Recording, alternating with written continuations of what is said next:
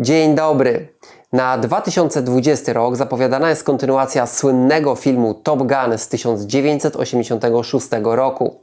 W kinie ostatnio moda jest na sequele po latach i można tutaj przytoczyć ostatnio będące w kinach Terminator Mroczne Przeznaczenie czy Rambo Ostatnia Krew. Top Gun to jeden z najwyżej ocenianych filmów minionej epoki, a nawet dziś.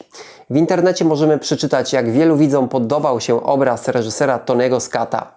Ilu wzdychało oglądając ten film i ilu przeżywało go otwartym sercem. Tony Scott umie robić kino akcji. Według mnie robi je nieco podręcznikowo, ale to działa. Dzisiaj opowiem Wam o 5 czynnikach, które powodują, że ten film zdobył uznanie zarówno męskiej, jak i żeńskiej widowni.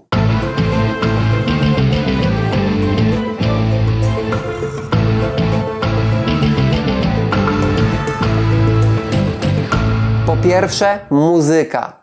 Już podczas czołówki leci utwór, który chyba każdy kojarzy z tym filmem.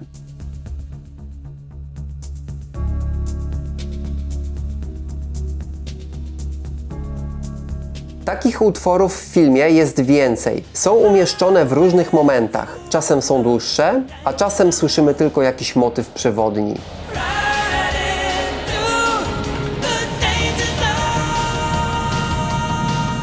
Oprawa muzyczna stała się w tym filmie na tyle niepowtarzalna, że funkcjonuje jako odrębna całość w postaci albumu. Utwory zostały wydane na płycie, która stała się hitem nie tylko dla kochających ten film, ale również dla tych, którzy niespecjalnie go znają czy pamiętają. Napiszcie, czy posiadacie ścieżkę dźwiękową do tego filmu i jakie są Wasze ulubione utwory. Tutaj warto dodać, że magazyn Billboard opublikował ranking najlepiej sprzedawanych albumów w 1986 roku w USA i soundtrack Top Gun znalazł się na tej liście.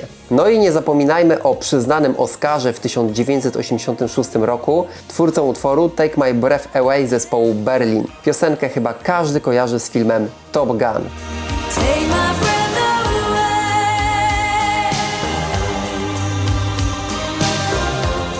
Drugim czynnikiem powodującym, że ten film stał się hitem wśród widzów, są zdjęcia. Autorem zdjęć jest Jeffrey Kimball, który ma na swoim koncie takie filmy jak Specjalista, Gliniarz z Beverly Hills 2, Prawdziwy romans, Mission Impossible 2, Star Trek Nemesis czy Niezniszczalni. Przy tworzeniu zdjęć do Top Gun Kimball skupił się na uzyskaniu efektu wiecznie pięknej pogody. W filmie światło musiało być po prostu najpiękniejsze. Według mnie Kimball zamierzony efekt uzyskał. Takie światło występuje w ciągu doby chwilę po wschodzie słońca i chwilę przed zachodem. Wtedy słońce jest nisko nad horyzontem, a światło jest bardzo miękkie i dające piękną złocistą poświatę. Dlatego w branży mówi się, że to złote godziny światła. Twórcy filmowi i nie tylko, bo także fotograficy uwielbiają słońce w tych godzinach. Ci, co oglądali kiedyś ze swoją drugą połówką zachód lub wschód słońca, wiedzą, że nie trwają one długo. Dlatego w kinie nie mamy wiele takich ujęć. Z punktu widzenia realizacji filmowej są one niebezpieczne. Kręcenie sceny opiera się na dublach. Raz aktor nie zagra tak, jak chce reżyser, a raz jakiś rekwizyt źle zostanie ujęty i tak dalej. Wówczas powtarza się ujęcie. To dubel. Może okazać się, że podczas wschodu słońca twórcy nie wykonają tyle dubli, ile by wymagał reżyser i nie nakręcą poprawnie sceny. Stąd w kinie raczej nie spotykamy obszernych scen dialogowych czy scen istotnych dla fabuły nagrywanych podczas złotych godzin. To jak się udało Kimballowi nakręcić wiele scen podczas złotych godzin pięknego dla fotografii słońca? Przede wszystkim prawdziwie złotego światła w filmie było niewiele. Autor zdjęć wykorzystał pewną technikę, która rzadko w kinie była stosowana. Mogliśmy ją spotkać raczej w fotografii analogowej. No a dziś kino już w ogóle nie korzysta z tej techniki.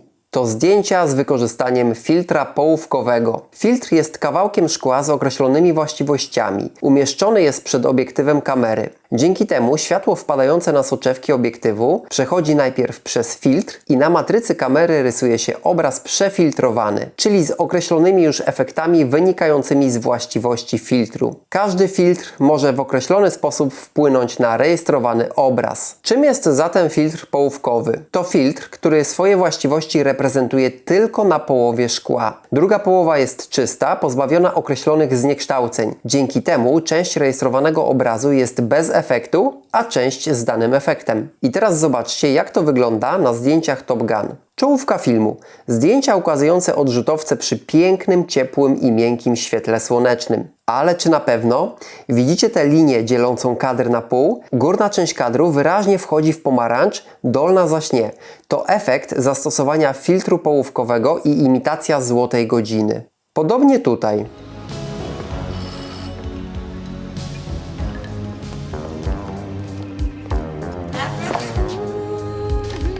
Okay, gentlemen, this is Hop 31.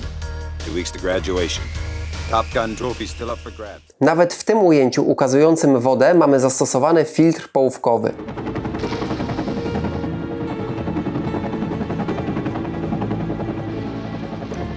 Zdjęcia z zastosowaniem takiego filtru mają dawać wrażenie pięknego słonecznego dnia w tej złotej godzinie. Filtr połówkowy pomógł twórcom uzyskać ten efekt przy większej ilości ujęć, nawet gdy takie słońce nie było dostępne. Bo w filmie pojawiają się ujęcia nakręcone przy prawdziwej złotej godzinie. Ujęcia przy tak pięknym słońcu są rzadkie w tym filmie, ale są. Do tego mamy ujęcia imitujące takie nasłonecznienie. Wszystko po to, by upiększyć prezentowaną historię. Trzecim czynnikiem, który ma wpływ na przyciąganie widza do tego filmu, są panowie. Top Gun to historia chłopaka, ale jakiego? O pięknej buzi i plażowej sylwetce. Nie bez przyczyny został wybrany młodziutki Tom Cruise. Fryzura zawsze idealna, piękna opalenizna, która współgrała z ciepłym kolorytem złotej godziny. Do tego okulary słoneczne oraz kurtka bejsbolówka, które po tym filmie stały się przedmiotami pożądania każdego chłopaka. Cruise prezentował się wyśmienicie, zarówno w ubraniu, jak i bez. Plażową sylwetkę mógł pokazać nie tylko w scenach w szatni, ale także podczas gry w siatkówkę, a nawet w takiej scenie, gdzie jest mu ciężko po stracie przyjaciela. Nawet wtedy warto było pokazać go w bokserkach. Ale nie tylko ten bohater jest tutaj piękny. Do roli jego kolegów wybrano równie przystojnych aktorów. W scenach w szatni czy na plaży podziwiać możemy nie tylko Toma, ale i resztę aktorów. Panowie niczym modele prezentują się świetnie także w mundurach. Chłopcy w białych, nieskazitelnych wręcz okryciach, do tego przystojni. Czy to nie sen? Nie, to Top Gun. Tu nie ma innych mężczyzn. Tutaj aż kipi od męskości, muskulatury, opalenizny, ładnych buziek oraz czystych mundurów. Na tych chłopców ma się po prostu przyjemnie patrzeć i podziwiać ich. A patrzeć ma zarówno męska widownia utożsamiająca się z bohaterami, jak i żeńska podziwiająca bohaterów. A czym się zajmują nasi panowie? I tu przechodzimy do czwartego czynnika przyciągającego uwagę widza, jakim jest profesja prezentowanych chłopaków. Co jest fajne w facetach?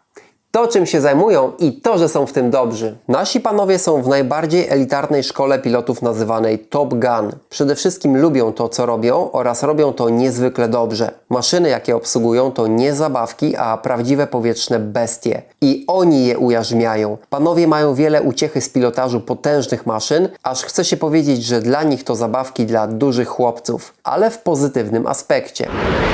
Który z facetów nie myślał o tak męskim zawodzie? Może niekoniecznie o pilotażu, ale ogólnie o ujarzmianiu maszyny za miliony. Pilot to jeden z tych zawodów, które oddziałują na wyobraźnię kobiet.